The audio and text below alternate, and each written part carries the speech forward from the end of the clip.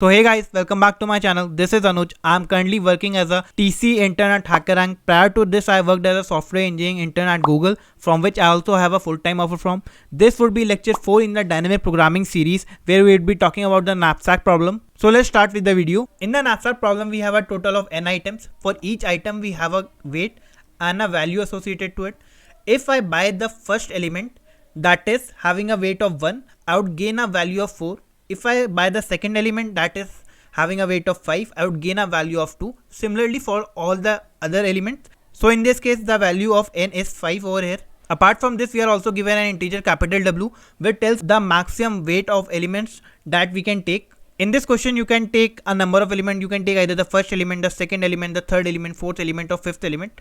The constraint on the total weight is that the sum of weights associated to these items should be less than or equal to W, and you have to maximize the profit that you would gain under these constraints, that the sum of the weight of the item that you take should be less than or equal to W. For this constraint, you need to maximize the value that you get from the items that you take. So this is actually an optimization problem. So we will see how we can solve it using dynamic programming. For solving any dynamic programming problem, we need to think as if we were solving the problem in real life. In real life, if I was solving this problem, I would go to the first element. I would have two options. Either I would take it or I would not take it. Based on the weight, I would see if I can actually take this item along with me. So suppose I take the first item, then I go to the second item. I have the same choice. Either I could take this or I could not take this. So suppose I take this element as well. So till now I have filled my bag with weights of 6. Now I go to the next item. So I see that I can't actually take the item with a value of 4, since that would make the total weight to be 10, which isn't allowed. So I necessarily need to skip this item. You can see that if I am solving the problem in real life, I need to know two things. One is at what index I am at, that is what element I am considering. The second is what is the sum of weights of the element that I have taken till now. Based on that, I need to make a choice that whether I can actually even take the ith element or not. So we see that the problem actually has two states. First is the index and second is the weight. Once I know the values for both these states, I can predict the possible transitions. So that's step 1 of our dynamic programming. The step 2 includes finding the transitions. So once we have found the states, we can see the transition. That is, if we are at some index idx and we have taken elements such that the total weight is equal to weight. So either we can take the element at this index, that is idx, and the other thing that we can do is skip this element.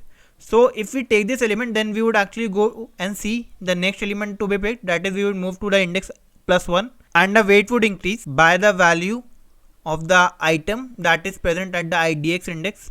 So let this array be denoted by small w. So my increase in weight would be W of idx. The second option that we have is we don't actually select the element present at the idx index.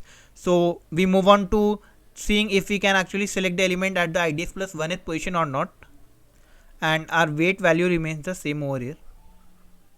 So this completes our second step of the problem, that is we have identified the transitions as well. Now we need to find a recursive relation, that is the relation between this state and these states. So the third step,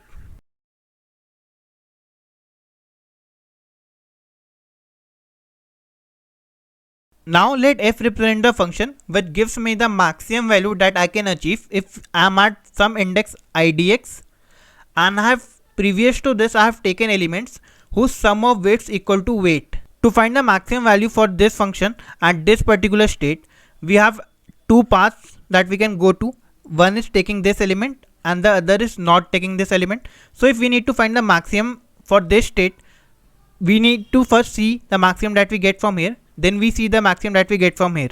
The maximum in this path would actually be the maximum that we get here plus the gain that we get from taking the element at the idx plus position, and the maximum from this would be exactly equal to what we get from here, since we aren't taking the idx element over here. So the maximum would actually be max of this value plus v of idx and this value. Let this be the first value and let this be the second value. So the value for this function would actually be max of 1 and 2.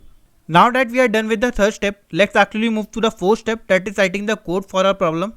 Here I would be writing the code for the knapsack problem and submitting it at Geeks4Geek for checking if my code is actually correct. So you can see that in the problem we are given two arrays. First is the value array, which consists of n elements, and second is the weight array, and the third thing that we have is the integer capital W, which tells it the maximum sum of elements that we can take, and the fourth thing is the number of items that we have, that's denoted by n. Now let me just write the recursive relation. So this was actually a recursive relation. Now we will see how we can write code from this. So let me create a function f which has two parameters, index and weight.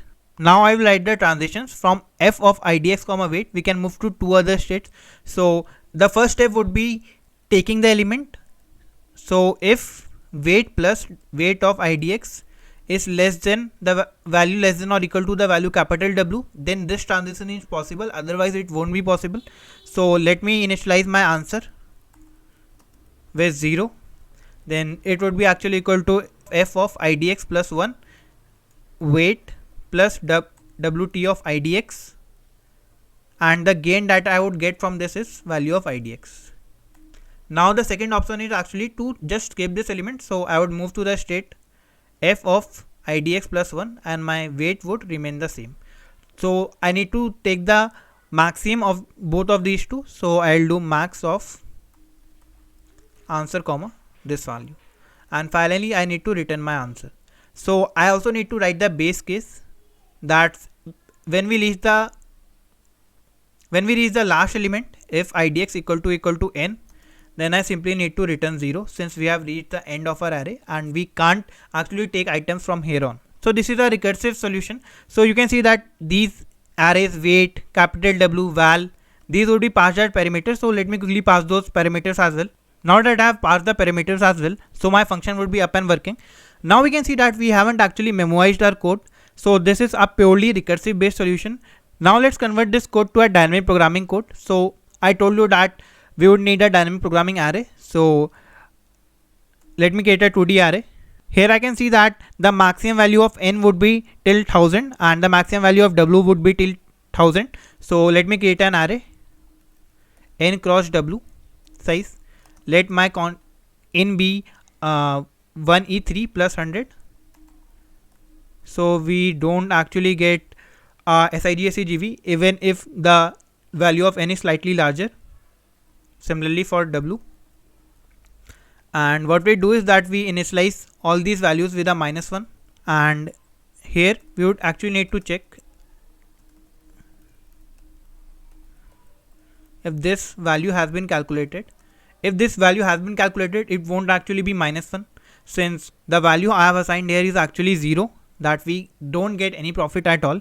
So it would actually only increase based on what choice I make. It can never be equal to -1 if it has been calculated. So I can simply return the answer, and if that isn't the case, I would actually initialize answer with a 0. So now let me just run this function, return f of 0 comma 0 comma weight val n W. I'd be returning the value of the function at 0 comma 0, that is the value for the idx variable would be 0, as well as the weight would be 0. That actually means that we are at the first position, and since this is the first position, we actually haven't taken any elements, so the weight of the element that we have taken it would be 0. So let me just compile and run this. So this would actually be capital W. Let me submit this.